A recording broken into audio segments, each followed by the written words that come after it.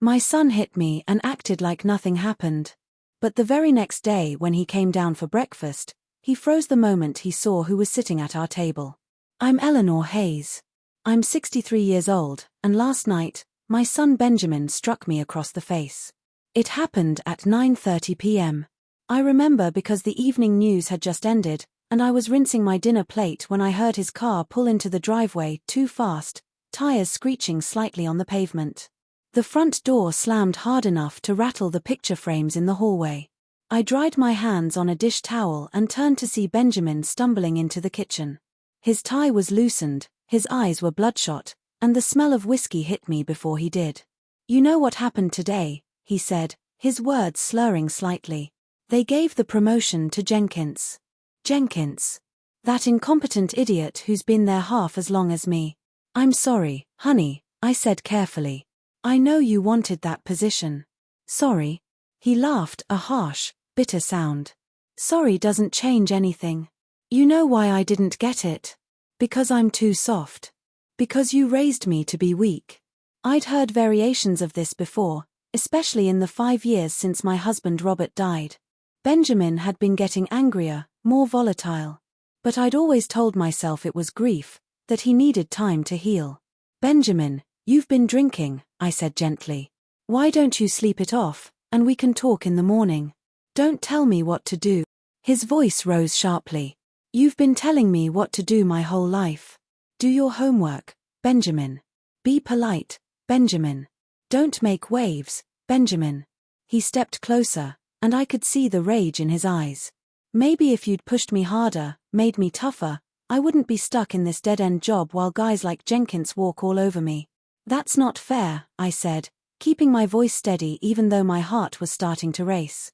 "Your father and I gave you every advantage. We paid for your education, supported you. Dad's dead," Benjamin shouted. "He's been dead for 5 years. And you know what?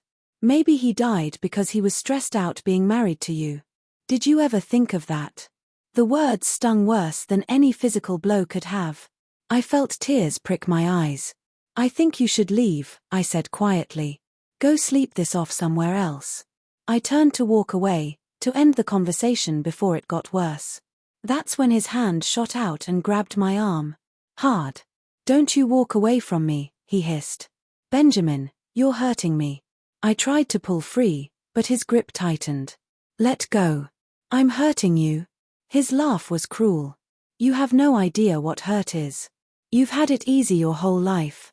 You married Dad, he took care of everything, and now you sit in this house he paid for, living off his life insurance." "Let go of my arm," I said more firmly. Instead, he shoved me backward. I stumbled, catching myself against the counter.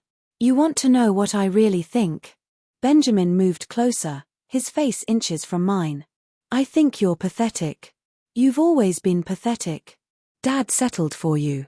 I'm not going to spend my life settling for anything." "Get out," I said, my voice shaking now. "Get out of my house. Your house." He laughed again. "This is my house too. I live here, remember? Rent-free, because poor Benjamin is still figuring things out." The mocking tone was vicious. I moved toward the doorway, trying to leave the kitchen, trying to get away from him. That's when it happened. His fist came from the side. I didn't even see it coming. The impact caught my cheekbone, snapping my head to the left. Pain exploded across my face, bright and sharp. I fell against the doorframe, my hand flying up to my cheek. For a moment, we both stood frozen. I looked at him, and he looked at his own fist like it belonged to someone else. "Mom," he started, his voice suddenly different, smaller. But I didn't wait to hear what came next. I pushed past him and ran upstairs to my bedroom.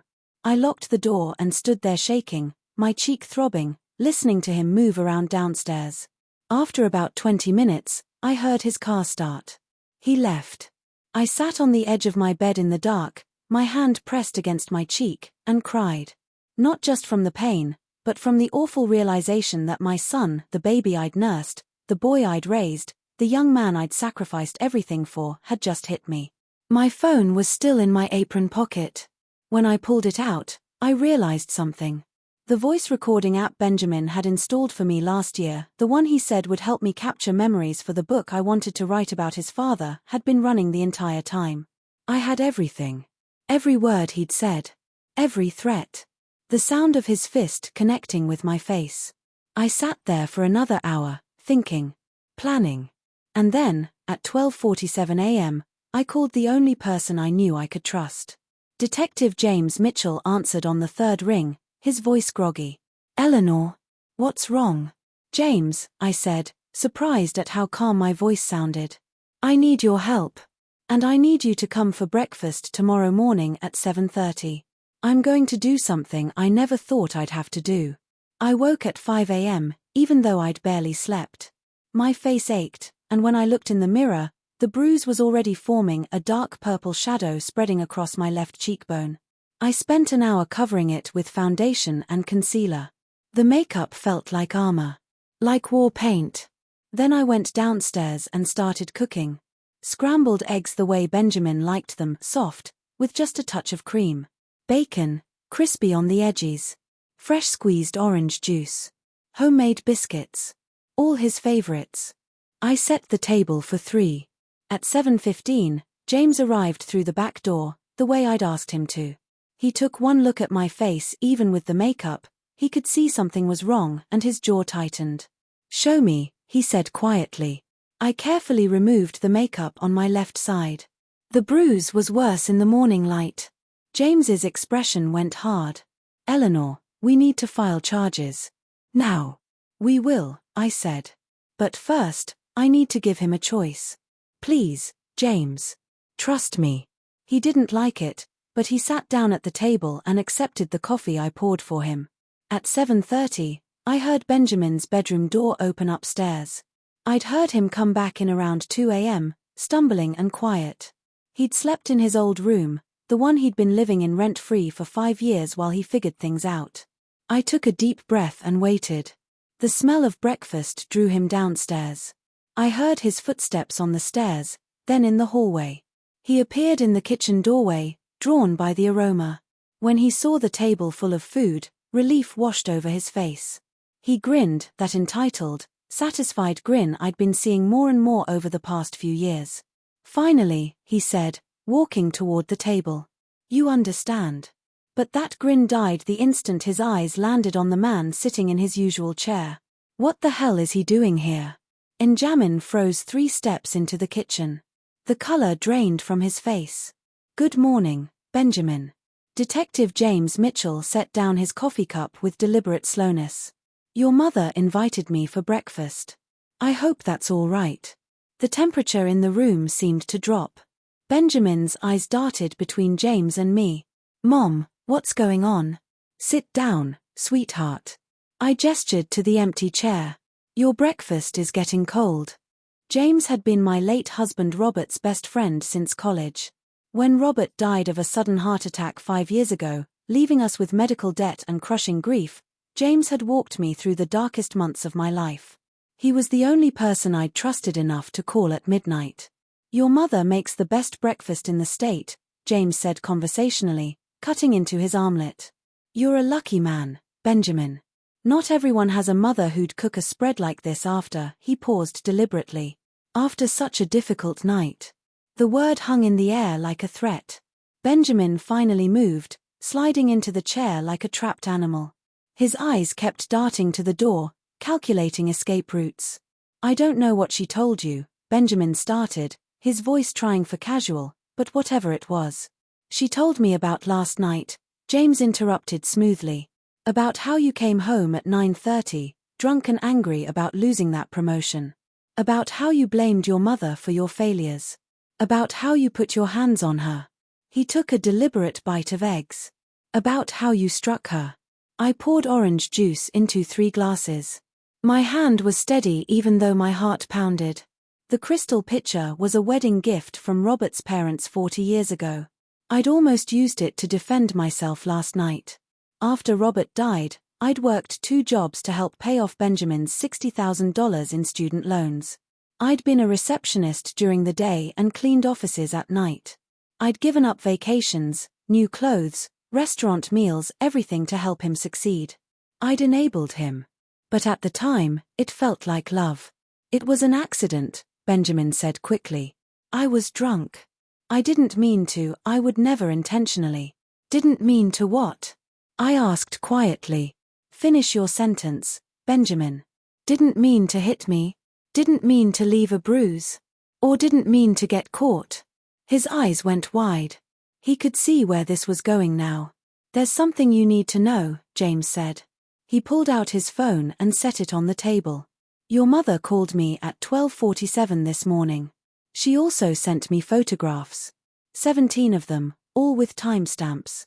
And she sent me an audio recording. Benjamin's face went ashen. A recording? My phone was in my apron pocket, I said calmly. Remember that voice recording app you installed for me last year? You said it would help me capture ideas for the memoir I wanted to write about your father. I gave him a sad smile. It recorded everything last night. Every word you said. Every threat. The sound of your fist hitting my face. I watched him remember. Watched the horror dawn as he recalled his own words. You're pathetic. Dad settled for you. Maybe if you'd been less of a doormat, Dad wouldn't have died from the stress of being married to you. James set his phone face up on the table.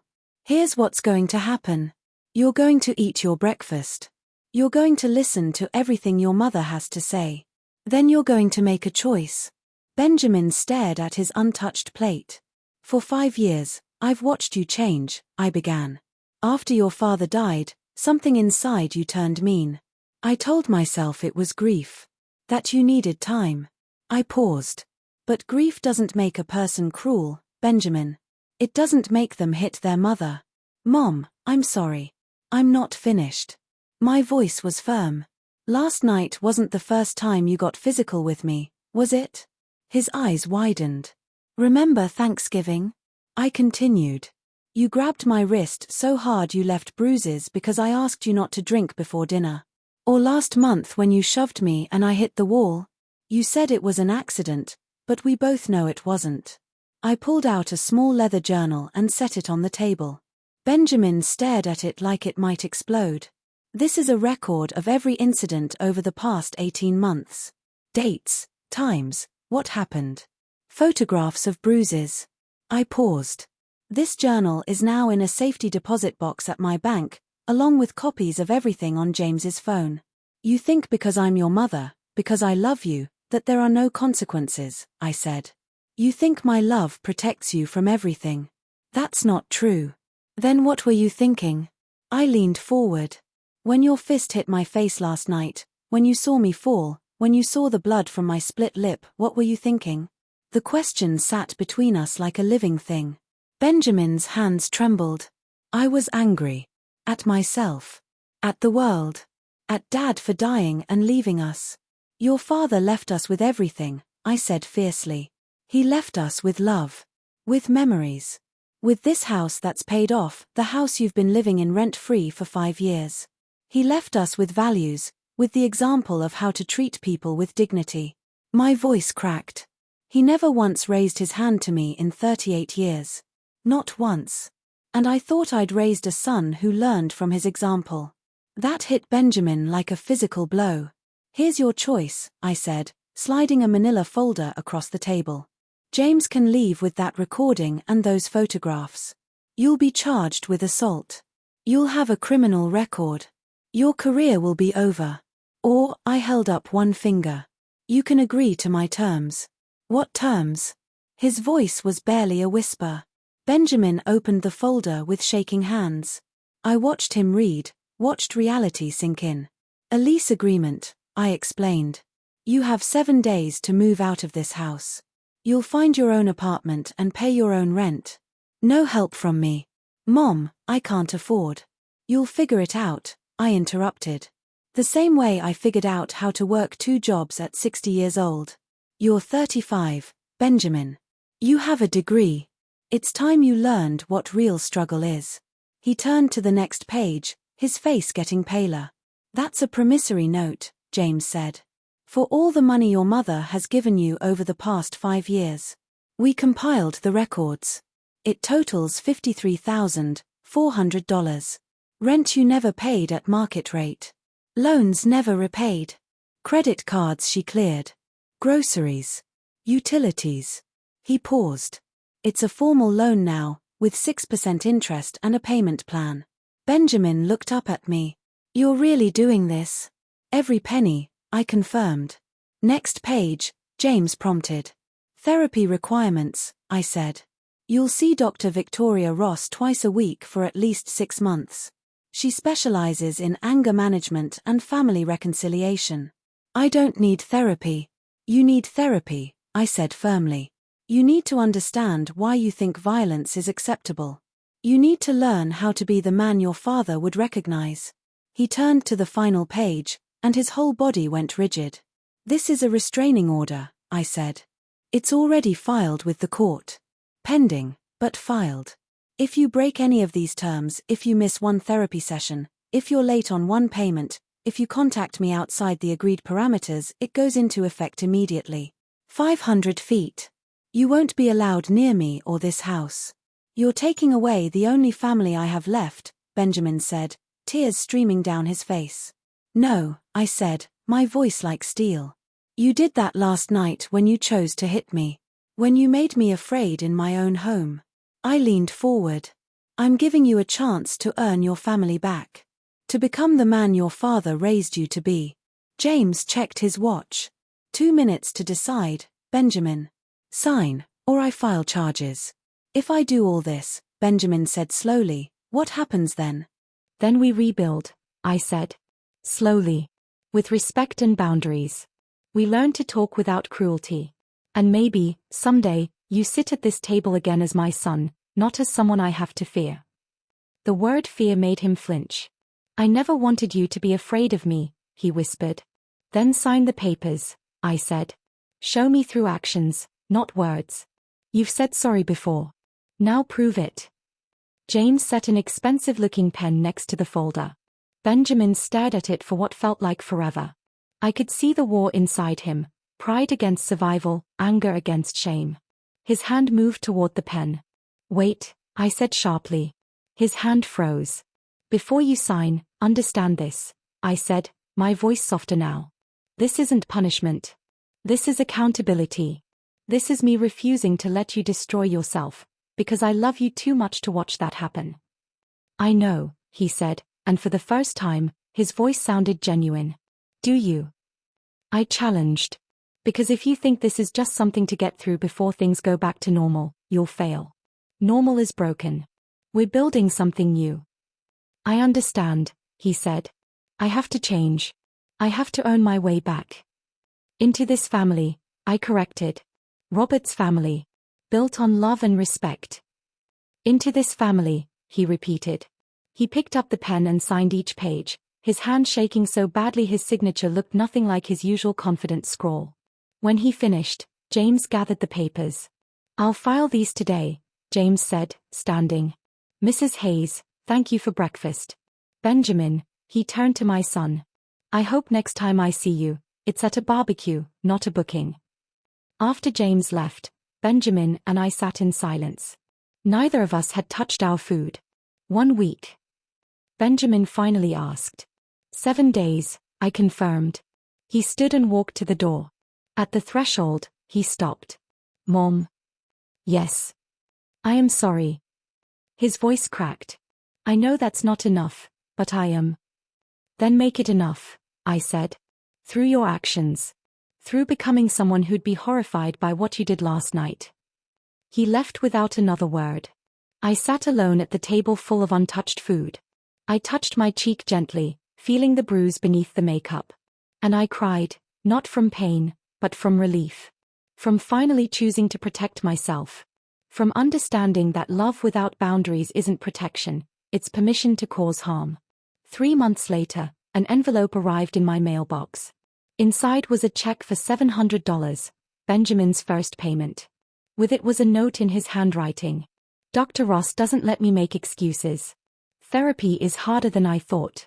I'm starting to see how much I blamed everyone else. You, Dad, my co-workers, the world. Taking responsibility feels like drowning sometimes, but Dr. Ross says that means I'm doing the real work. Thank you for not letting me continue down that path. I'm not ready to ask for forgiveness yet. I'm still working on forgiving myself. But I wanted you to know I'm trying. I deposited the check and put the note in my journal. 6 months after that breakfast, Benjamin asked if we could meet at a coffee shop for a family counseling session. Dr. Ross had suggested it, neutral ground, professional mediation. When I arrived, he was already there, sitting by the window. A year of therapy showed in the way he looked me in the eye, in the way he didn't fidget when the counselor asked difficult questions.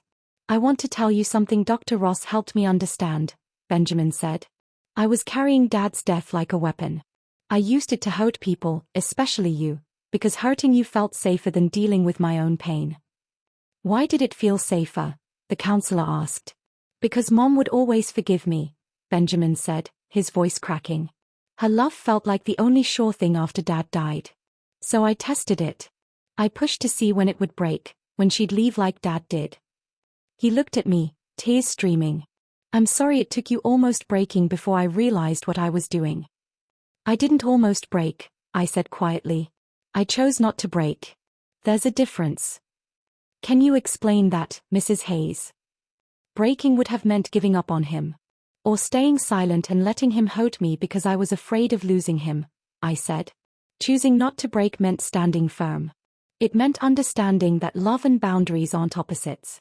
I loved Benjamin enough to stop letting him hurt me. And I loved myself enough to refuse to be a victim. Benjamin pulled out a small box and slid it across the table. Inside was a silver key. It's to my apartment, Benjamin said. The one I'm paying for with money I earned myself, working a second job on weekends. It's small. The neighborhood isn't great. But it's mine. He paused. I wanted you to have a key because I want you to feel safe in my space. I want you to know you can come in anytime and not be afraid. I closed my fingers around the key. It felt like a promise. I'm not asking to come back to family breakfasts, Benjamin continued. I'm not asking for things to go back to how they were. I'm asking if we can start building something new. Something where I'm a son you can be proud of again. I looked at him. He wasn't the angry man who'd raised his fist anymore. But he wasn't finished becoming who he needed to be. He was in between, still fighting, but honest about it. We can try, I said. Slowly. Slowly, he agreed. That was 2 years ago. Now Benjamin comes for breakfast once a month. Always on time. Always with flowers, nothing expensive, usually carnations or daisies from the grocery store, but the gesture matters. He always asks permission 3 days in advance. Would Saturday work for breakfast? We talk about his job, the new one he earned through real effort. We talk about his therapy, which has continued past the mandatory 6 months. We talk about the volunteer work he does at a men's shelter, talking to other men about change and accountability. Last week, he brought someone. A woman named Grace, with kind eyes and a warm smile. She's a third-grade teacher. Over pancakes and eggs, Benjamin told her our story, the whole story, holding nothing back. Your mother saved your life, Grace said, squeezing my hand. Benjamin looked at me across the table, and I saw what I'd been waiting for. Not just regret, but real change. Not just apology, but understanding. She did, Benjamin agreed quietly. By refusing to save me from myself. The key he gave me 2 years ago is on my keychain now, right next to my own house key. I've never had to use it in an emergency. But I keep it as a reminder. Trust is rebuilt through actions, not words. Love without boundaries isn't protection, it's permission to cause harm. And sometimes the greatest act of love is refusing to accept anything less than what someone can become. My son hit me. And I hit back, not with my fists, but with consequences. With truth.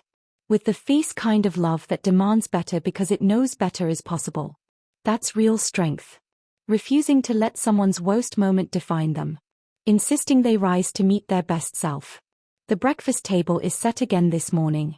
Benjamin will arrive at 9, on time as always. We'll eat together in this careful, beautiful space we've built from the ruins of what we were. When he leaves, I'll wash the dishes knowing that every plate represents a choice we both made. Him to change. Me to let him prove it. The story isn't over. It's still being written, one breakfast at a time. But the ending is no longer something I fear. It's something we're creating together.